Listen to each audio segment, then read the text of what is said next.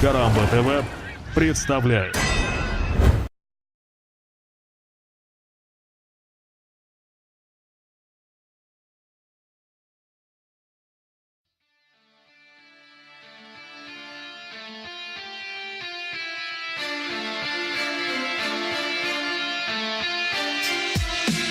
После разборок в Питере уехал в Москву. Первое время было совсем тяжко одному, но благо есть друзья, мы с ними вместе служили, и теперь я не один в этом суровом мире. Чеченскую войну мы прошли с друзьями, спина к спине друг за друга до конца стояли. Плечом к плечу нам удалось вырваться из ада. Костя в итоге даже получил награду, но мы никак не ожидали, что в мирное время можно пулю получить за правду и стремление. Чтобы проблему не решать, проще убить человека, ведь если денег нет, ты всего лишь помеха. У Кости брат в Чикаго играет в НХЛ. Вроде престижно, но и тут уйма проблем. Когда подписывал контракт, кинули на бабки, и жизнь ему теперь совсем не кажется сладкой. Некто мистер Мэннис стоит за всеми делами, и все вопросы свои решает только деньгами. Уже добрался до Москвы, налаживает связи, и знает точно он, что не будет в отказе. Белкин Валентин, его партнер в России, он же и Костин начальник, но так получилось.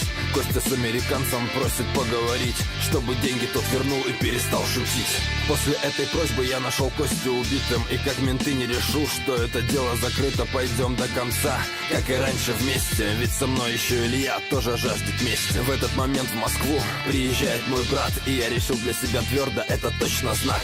Паспорта, визы, билеты в Нью-Йорк и Чикаго, русские едут к вам отомстить за брата. Кто только не пытался нас остановить, но я верю в одно, им нас не сломить. Да и перед Костей я остался в долгу, что бы ни случилось, брату помогу.